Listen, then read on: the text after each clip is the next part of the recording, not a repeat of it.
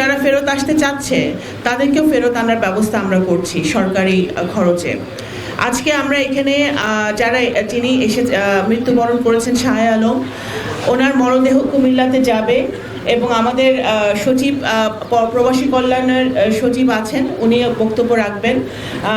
উনি ওনাদেরকে এই প্রবাসী কল্যাণ মন্ত্রণালয়ের খরচে, সরকারের খরচে ওনারা যাতে কুমিল্লায় মরদেহ নিয়ে যেতে পারে এবং পরিবার যাতে দাফন কাফন করতে পারে ঠিকমতো, সেই সরকারি খরচে সেটা হবে। আপনারা জানেন প্রবাসী কল্যাণ মন্ত্রণালয় সেটা করে থাকে। এবং আমি এটা বলতে চাই যে মাননীয় প্রধানমন্ত্রীর দিক নির্দেশনায়, ওনার নেতৃত্বে পররাষ্ট্র মন্ত্রণালয়, প্রবাসী কল্যাণ মন্ত্রণালয় সবসময় সচেষ্ট আছে। আমরা কাজ করছি যেন আমাদের ভাইরা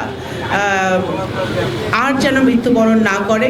আমাদের বাংলাদেশ চায় যে এই যুদ্ধ অবিলম্বে বন্ধ হোক এবং ডিপ্লোমেসির মাধ্যমে এই বিশ্বে যে সমস্যা তৈরি হয়েছে সেই সমস্যার সমাধান হোক। প্রেস করছে তারা ওই সংশ্লিষ্ট সরকারের সাথে তারা যোগাযোগ রাখছে এবং স্টুডেন্টরা যারা এখানে আটকা পড়ে গেছে তারা যাতে নিরাপদে ফেরত যেতে পারে সেই ব্যবস্থা আমাদের সরকারের সাথে যোগাযোগ করছে। আর এটা তো এই ব্যাপারের সাথে সংশ্লিষ্ট না। তারপর আমি বলতে চাই যে আমরা এখানে ছুটে আসি কারণ আমরা ফিল করি যে আমাদের রেমিটেন্স যোদ্ধারা ওখানে কষ্টে আছে, ও ভালো নেই। তো আমরা এখানে আপনাদের সহযোগিতা আপনারা করছেন, আপনারাও ছুটে আসেন, কিন্তু আপনারা দেখতে পাচ্ছেন যে বর্তমানে বাংলাদেশ সরকার সচেষ্ট আছে যে আমাদের ভাইরা যারা ওখানে মৃত্যুবরণ করছে আনফর্চুনেটলি এই যুদ্ধের কারণে, তাদেরকে যেন তাদের পরিবারের কাছে আমরা যত শীঘ্রই ফিরিয়ে দিতে পারি সেই ব্যাপারে কিন্তু প্রবাসী কল্যাণ মন্ত্রণালয়, পররাষ্ট্র মন্ত্রণালয়, সরকার সচেষ্ট আছে।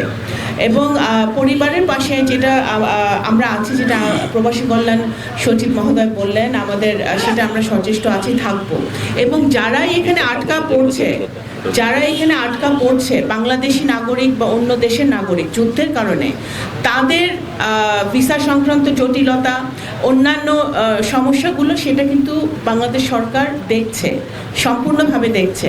এবং তারা যাতে এখানে অবস্থান করছে, যারা আটকা পড়ে গেছে বাংলাদেশি নাগরিকরা যারা ওখানে কর্মরত আছে, তারা যেন আবার ফেরত যেতে পারে, তাদের ভিসা এক্সটেনশন হতে পারে, সেটাও কিন্তু আমরা সম্পূর্ণরূপে এটা হয় সেটা আমরা দেখছি। তো সুতরাং আমরা সচেষ্ট আছি এবং আমরা শুধু এটাই আজকে দোয়া করতে পারি যে এই ধরনের পরিবার যেন তাদের পরিবার সদস্যদেরকে আর যুদ্ধে না হারায়, আমাদের রেমিটেন্স যোদ্ধারা যেন ভালো থাকে।